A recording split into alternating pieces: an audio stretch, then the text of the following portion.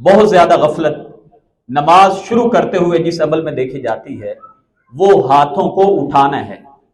اور نبی کریم صلی اللہ علیہ وسلم کی 4 حدیثیں ہاتھ اٹھانے کے بارے میں صحیح مسلم شریف میں آتی ہیں، 4 حدیثیں، اور ان چاروں حدیثوں میں نبی کریم صلی اللہ علیہ وسلم کے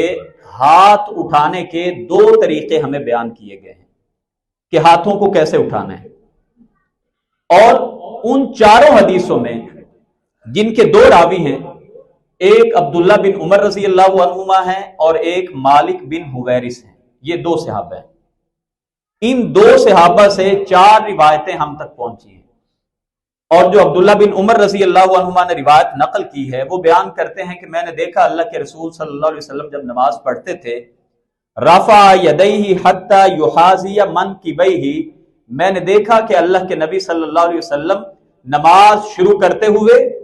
رکوع میں جاتے ہوئے اور رکوع سے اٹھتے ہوئے، ان 3 جگہوں پہ اللہ کے نبی صلی اللہ علیہ وسلم ایک ہی جتنے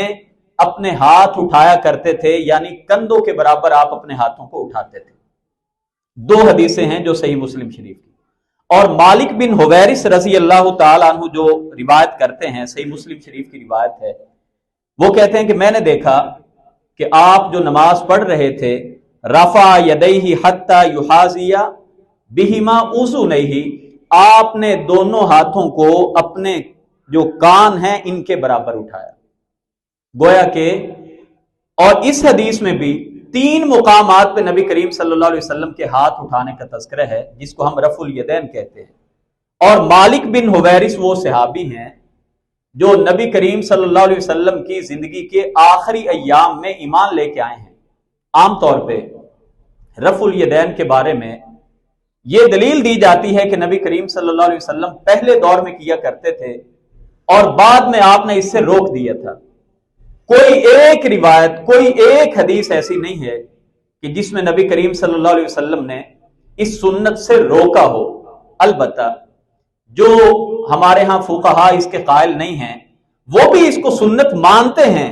مگر ان کے نزدیک اپنی فقہ میں یہ رائے ہے کہ ہمارے نزدیک بغیر رفع الیدین کیے رکوع میں جاتے ہوئے یا رکوع سے سر اٹھاتے ہوئے ہمارے نزدیک افضل یہ ہے کہ نہ کیا جائے، جبکہ 4 جو ہمارے امام ہیں جن سے فقہ چلی ہیں، امام مالک، امام شافعی، امام احمد بن حنبل، یہ 3 امام اس بات کے قائل ہیں، ان کی فقہ میں یہ بات موجود ہے کہ نبی پاک صلی اللہ علیہ وسلم کی سنت ہے رکوع میں جاتے ہوئے بھی ہاتھ اٹھانا اور رکوع سے سر اٹھاتے ہوئے بھی آپ ہاتھوں کو اٹھایا کرتے تھے۔ اب عرض کرنے کا مقصد یہ ہے، ہمارے ہاں جو احباب پہلی بار تو ہم نماز شروع کرتے ہوئے بڑی باقاعدگی سے ہاتھ یہاں تک لے جاتے ہیں، لیکن جو ہمارے احباب رفع الیدین کرتے ہیں رکوع میں جاتے ہوئے یا رکوع میں ہاتھ اٹھاتے ہوئے، اکثر ان کو دیکھا وہ ہاتھ بس ایسے جھڑک رہے ہوتے ہیں، یعنی وہ ایک علامتی سمجھ رہے ہوتے ہیں اور جہاں پہ ان کا دل کیا ہاتھ ایسے کیے جا رہے ہیں، جب یہ نماز کا حصہ ہے۔ اور نبی کریم صلی اللہ علیہ وسلم نے فرمایا صلو کما رأیتمونی اصلی، نماز تم نے ویسی پڑھنی ہے جیسے مجھے پڑھتے دیکھتے ہو۔ تو نبی کریم صلی اللہ علیہ وسلم ان ہاتھوں کو نماز شروع کرنی ہو، رکوع میں جانے سے پہلے کرنا ہو یا رکوع سے اٹھ کے یا 2 رکعت کے تشہد کے بعد آپ نے ہاتھ اٹھانے ہوں، ان 4 مقامات پہ ہاتھ اٹھانے کا طریقہ ایک ہے، اور وہ طریقہ یہ ہے کہ اپنے کندھوں کے برابر اپنے ہاتھوں کو قبلہ رخ کیا جائے، کانوں کا پکڑنا، کانوں کو ہاتھ لگانا نماز کے آغاز میں کسی ایک روایت سے ثابت نہیں ہے۔ میں نے آپ کے سامنے صحیح مسلم شریف کی 4 روایتیں پیش کی ہیں، صحیح بخاری شریف میں بھی، دیگر احادیث کی کتب میں بھی نبی کریم صلی اللہ علیہ وسلم کے تکبیر تحریمہ کے وقت جو انداز ہوتا تھا ہاتھ اٹھانے کا، یہ سیدھی ہتھیلی قبلہ کی طرف ہوتی تھی، کندھوں کے برابر آپ کھولتے تھے، یا آپ اپنے ہاتھوں کو کندھوں کے برابر اٹھاتے اور یا تھوڑا سا اوپر جا کے کانوں کے برابر اٹھایا کرتے تھے۔ تو اس عمل کو بھی